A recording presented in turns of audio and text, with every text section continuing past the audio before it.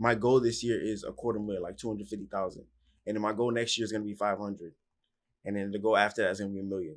But as of right now, like it's more so like the marketing ends of it that I haven't really tapped into, and so that's really what this year is gonna be about, like marketing. Everybody's gonna see my brand all over Instagram. Watch and believe.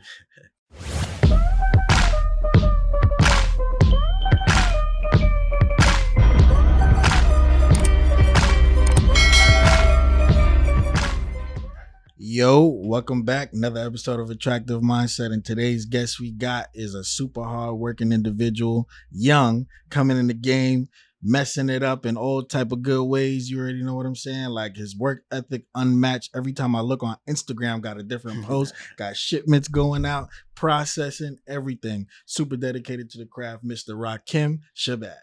What's up, everybody? What's up? What's going on? How you feeling today? Feeling good. You know the motto, looking good, living good, life is good. Talk to me, I talk back. So tell us a little bit about you and what's your brand?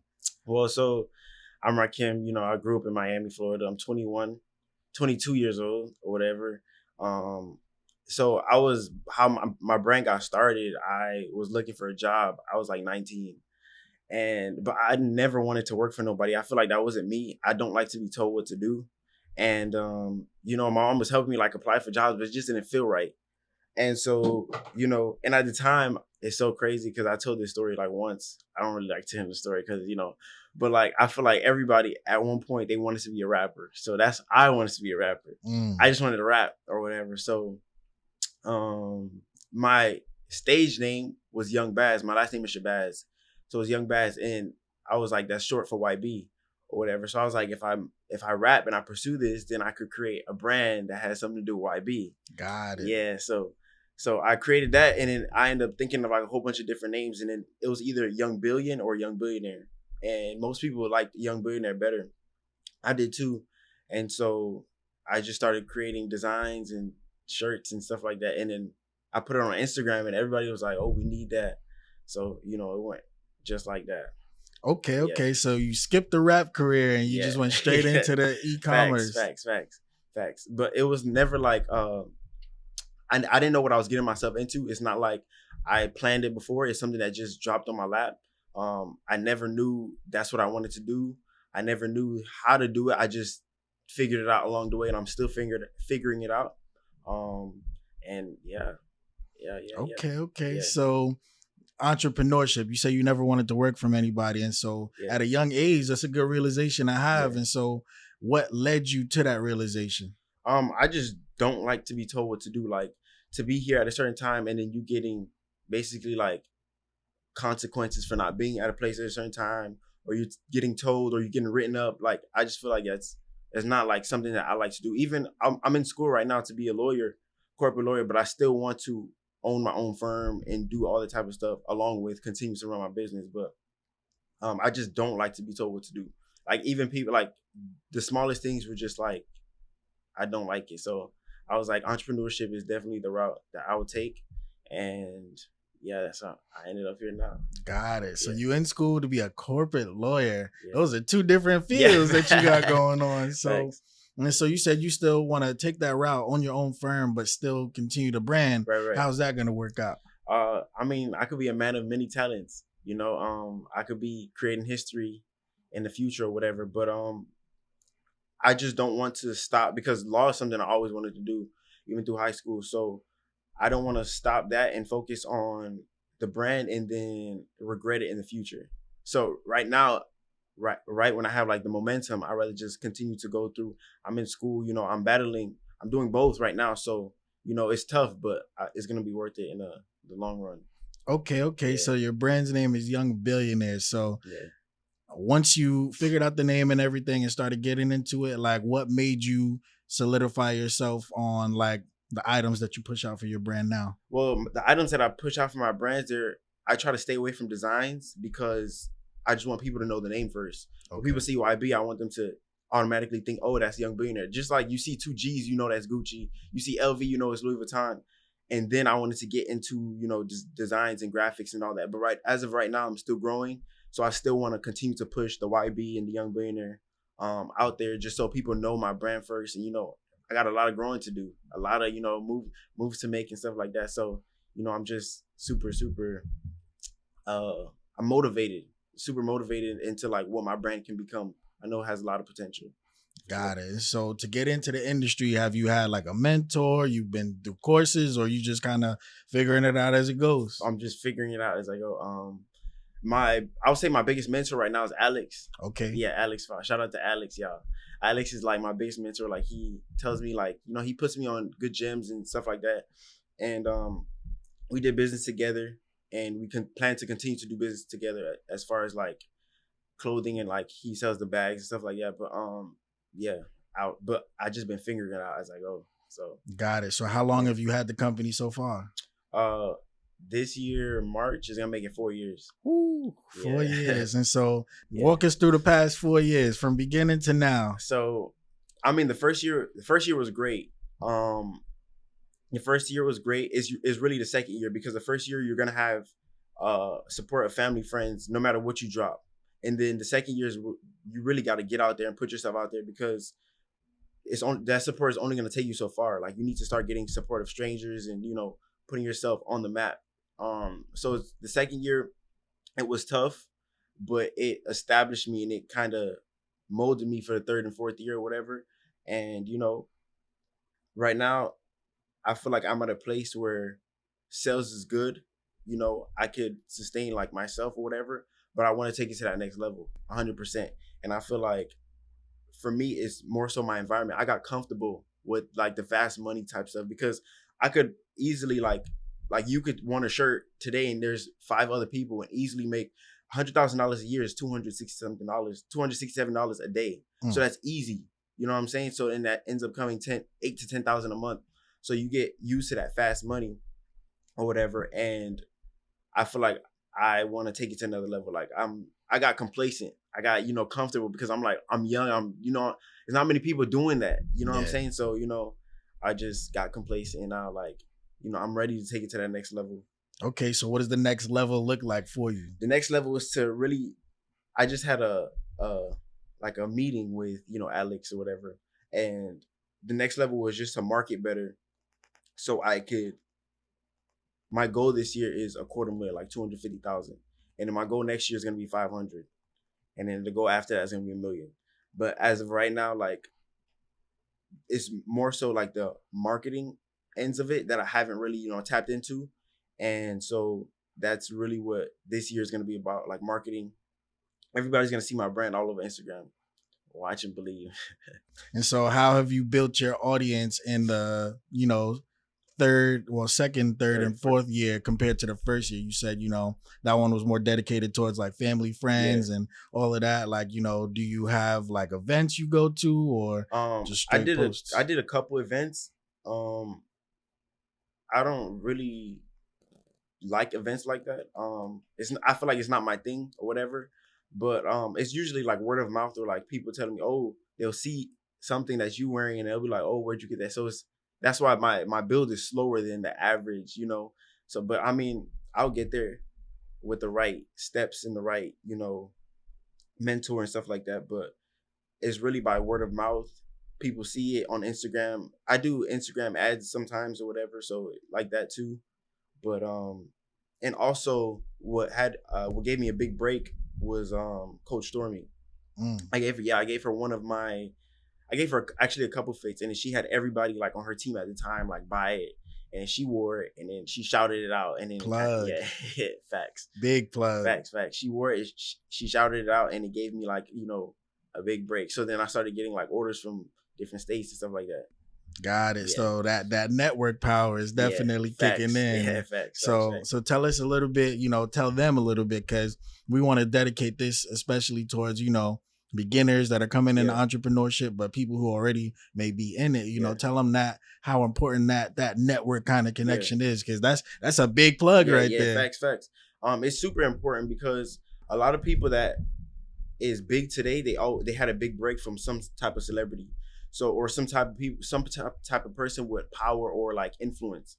So it's really important that you get, and it's not just give, because I see a lot of like upcoming brands, they just give their merch to like influencers or whatever, and just to have them rock it or whatever, but they won't, the influencer won't shout it out or nothing. I see a lot of that happen just for them, but you don't get nothing from that. Like, you Yeah. know, so I feel like you really, if anything, you should save your money and then pay that influencer or pay whoever to, you know, shout you out, wear your stuff, because you get a lot of traffic, a lot of sales from that. But that's super important. You just, and it's also, you have to decipher like who's really influencer, who's not, because a lot of these so-called influencers on Instagram, they don't really have influence. So if you know, if they can't get their audience to buy something, you're not gonna make sales. So that's, you just lost money right there. So you really have to see, you know, and decipher who's really an influencer, who's not. And so give an example of what you would describe as far as like a good choice for somebody to choose influencer wise. Like what would they have to look for? As far as influencers, you would look for products or merchandise that they promoted before, see how well done. You could, there's also a website, I don't remember the name, that you could go and see how, like, the conversions rate and stuff like that. But and also on like Spiritual World, the Shade Room and stuff like that, you could contact those pages and promote your brand on that too, once you get to a higher level and you have that supply for their demand or whatever. But it's, you really want to look at if they promoted other brands before, and if they're still doing it now, and to see how many likes they get, because, you know, people hide their likes now, you know, so you have to really see how many likes they get even on those posts that they promote or whatever. So you really have to like double down and see what's going on. Got it. Okay, so when it comes to scaling the brand in the beginning, because you do have to, how do you shape it up? Do you like buy a mass amount of product and have it in like a warehouse, or do you just do like drop shipping? That's what I do, buy a mass amount of products. And how I started off is, since I wasn't working at the time, I took my money from school and I created, like, I think it was 100 shirts. And then I got that and I flipped the money. And then from then I just started like growing. So then all the money that I was getting throughout the years, like regardless of like if I was to work with my mom and get paid from that, I would just take it and invest into the business. So that helped a lot. But I do mass bulk orders, and then I just trap out my garage as of right now. Gotcha. Until I get to a point. Gotcha. Okay, so when it comes to like you selling out or something, how does that work out? If you have people that want an order or have orders and everything, like what is the threshold when it takes to, you know, because there's shipping time, of course. And so you got to order the product, wait for it to come, and then put like the stitching on it and everything like that. So how do you? Well, my shipping times is a day. All my shipping is a day. Like I ship out every day. Like there's no days, because I know when you order something online, you want it the very next day. So I don't even like play with times like that. So I just ship out every single day. That's another reason why I haven't taken a picture. Like a lot of people in business, e-commerce, like they're able to take pictures with mad orders, you know. Next time, I never, because I ship out every single day because I want people to get their stuff. And as far as like restocks and stuff like that, I don't do that because I feel like it sets me back, because I feel like I'm not at the level yet where everybody wants that restock. So if I restock, a few people are gonna get what they wanted, but I'm gonna be sitting on, you know, merchandise longer than, you know, anticipated. So I don't do restocks at all. So it's just like I put it out there. Once it's out there and it sells out, that's it. But in the future, of course, I plan to, like, you know, have staple products and restock and stuff like that. Got it. So when you finish a product, you don't make any more type of that one. You go into a different kind of design. Yeah. Okay. Completely different design, and like I just do something different. Okay, and you come up with the designs, because I'm wearing the sweats right now. You come up with the look of it yourself, or you have somebody on your team that organizes I do everything myself. I go for like more of a simple look because I feel like that's universal. Anybody could like rock that. Like I said before, I try to stay away from like crazy graphics, crazy designs. I don't want it to take away from the name and what people see at first. But yeah, I create everything like myself. So with Young Billionaire, obviously, you know, we can perceive a kind of message from it, but what's the message that you are ultimately trying to put out? It's more of a mindset. Young Billionaire is more of a mindset. It's how you think. It's how you move through life. It's how you get through situations. It's how like where you see your future self. Everybody wants a future, like a great future life. So I feel like if you have a mindset of a young billionaire, you can eventually accomplish that. You can eventually, like, it's gonna allow you to move, take those steps to do that. Not to say that you're going to become a young billionaire, but it's just to, it's how you move. It's like a way of life eventually until you get to like where you want to be. More of a Got it. mindset thing though. Okay. Do you have any other brands, like notable brands that you looked up to when you got into the game? Like, I'm trying to be kind of like a, Tommy Hilfiger or Oh, Nautica or yeah, something. You know yeah. what I'm saying? I usually look at when I was coming. Well, I'm still up and coming, but when I was like coming up, I was looking at brands like Milano de Rouge, Never Black, heard of them. really, Hmm. Milano de Rouge and Soul Boy. Okay. But yeah, more so Milano though, because Soul Boy has like graphics hard, Mhm. but he has more so graphics, and Milano has more of like words and stuff like just her brand. Whatever. Okay, okay. And so when Young Billionaire does scale to a point where you feel like, all right, I'm about to hit them with designs and Yeah. everything, what are you leaning towards? Like, who's your target audience? Uh, it just really it depends on the type of design because each design targets a different audience. Mm. Where where the black people made like race cars or like the graphics with Tupac or something like that on it. The white audience, the white people may not like that. So Yeah. you know what I'm saying. So it just depends on what. But once I get there, I'll see how everything plays out, how it goes. Okay, okay, Yeah, okay. Nah, yeah, that's this is definitely dope. And yeah, so you born and raised in South Florida? yeah. Do Born you, and raised South Florida. Grew up here. I wouldn't move out. I'm staying here all my life. and so do you feel like this environment shaped how you got into business or that entrepreneurial mindset? Um, I don't think it would. Maybe I would say maybe now, as far as like because when I started, it was brands out there, but I feel like people are creating brands overnight now Hmm. because social media is such at a like all time high right now as far as like making money online. So maybe not before, but now I feel like it would have shaped it. But I already had that mindset of like being an entrepreneur and stuff like that. But now it's like if you're not selling something online, like what are you doing? You have to make some type of money online because what are you doing type stuff. So and everybody's doing it basically. So it's like you kind of feel left out. So I Exactly. feel like now it's like crazy intense with that. Okay. And so being that you're in this mindset, this entrepreneurial mindset shift and everything, what does your group look like before you got into business versus now? Well, before I got into business, I had a lot. I was still young, so I had mad friends, or and acquaintances or whatever you may call it. As far as now, I feel like everybody sees me as like a competition or a threat, Mm. and not that I want to become that. Not that that's not what I thrive for. Because at the end of the day, I'm still me. I never talk down on nobody. I never like make anybody feel less than because we all out here trying to get it. So I just feel like not everybody. Some people act differently or whatever. So you just have to hang around people that's on the same wavelength as you, because other people won't get it. So it's like my friend group now is smaller, but it's more solid.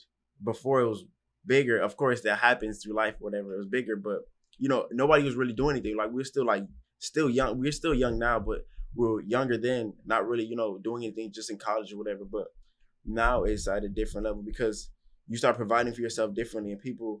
It's not even so that people look at you as a competition or threat. They look at you as why him and not me.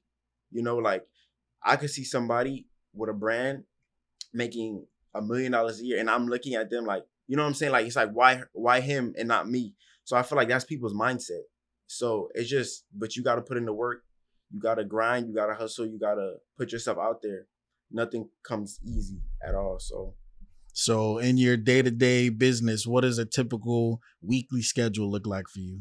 I'm on a schedule, like for sure. Like I keep myself on a schedule because I feel like I get a lot of things done that way. But usually I wake up. I usually see what orders came in through the day and the night before. Um, and I have a cutoff time. Like if you order by 3 p.m., you'll still like I'll ship it the same day. So I see that. I pack them all up. I ship them out. By the time that's like a long process because I have to like print out the labels and stuff like that. Go to the post office. Um, I usually and then I do homework. I'm in law, so it's pre-law. So I'm writing papers after papers after papers. It takes a while. Um, and I'm after that, I usually go to the gym. Try to stay fit. I try to keep myself on a schedule. And then after that, I usually, if I have something to do with like a friend or that's like usually like my leeway time. Like I get to after the gym, I get to like do what I want to do as far as like hanging out, or whatever. And then at night is straight creation mode, like stay creative mode until like 3-4 a.m. And so when you say creative mode, go a little more in depth on that. Creative mode is like where it's tunnel vision as far as like designs. I have like a whole bunch of designs that I haven't put out yet, but it's just like designs that come to me at night. Things that I want to do, things where I see my brand. It's more so like a vision board as far as like what I'm gonna do next for the brand and like what I'm gonna put out next. So it's like I create every night. It's the same in creative mode. Okay, and you're in school full time. Yeah. So you got a 6-figure business and school at full time. Y'all hear that? There's no excuse. And it's not even just a regular school chapter. This man is in law. Facts, you know what I'm saying? Facts. So, okay. Nah, that's you putting in that work. And so if somebody were to get into the e-commerce business, you know, merchandise and everything, what's 3 key pieces of advice that you would give them? Be consistent. Be different with your well, we're gonna go back to be consistent. So like explain it why they should be consistent. Be consistent because anything can happen. Things don't happen overnight, but anything can happen overnight. So as far as like you being consistent, somebody may not see it today, but if you do the same thing, somebody will see it tomorrow and want that. Or you may have a big break, or somebody else may want it differently or whatever. But because you always have to, no matter what you do in life, you be consistent. If you're not consistent at nothing, you're not gonna see the end result of nothing. So be consistent for sure. That's number one. No matter what it looks like, no matter if you're not getting no sales, no matter what's happening, be consistent. Because in the end, it will pay off for sure. And everybody says it's like, that's like a no-brainer. Be consistent. Be different. Stand out. Stand out and be creative with your name. You have to think when you create a name, first of all, when you create a name for your brand, you have to see like, the thing about it is that there's a lot of brands that has names. I'm not going to name them, of course, but it's just like, if you were to go to a mall, could you see that brand name in Nordstrom? Could you see that brand name? You know what I'm saying? Could you see that brand, even if it's in Target, could you see that brand name in there? And people don't think like that. So they just create a whole bunch of like names just to do something, create income fast, or, you know, create the online sales or whatever, e-commerce. And they don't like think about like the name. Like, you wouldn't walk into the mall and see like a name, just, you know what I'm saying? So it's like, be different with your designs and stuff like that. You got to stand out because it's oversaturated, but there's room for everybody. So you got to be different. And the last thing I would say is network for sure. Like, meet different people, go out there, put yourself out there, introduce yourself. I was a shy person, but like, I feel like this helped me and my social skills a lot. So be like, network a lot. So be consistent, be different with your name and your designs, and network. Okay. Yeah. As y'all can tell, this young man already has an attractive mindset. Looking forward to definitely locking in with him again, especially when you get to that next level. You know, always want to see that progress. You know, I'm not saying he will, but maybe if you know, visit his page and drop an attractive mindset in his DM or something, he might give you a little discount on his next stuff that come out. So, you know, what's your social medias and where can people find you at? My Instagram is YB Rakim. My business Instagram is Young Billion Apparel. My website is youngbillionaireapparel.com. And, you know, that's really much it. Okay. Really yeah. And so, as we say, you know, we always looking good, living good, life is good. Talk to us, we talk back. Another episode, quick, smooth, easy, and we out of here.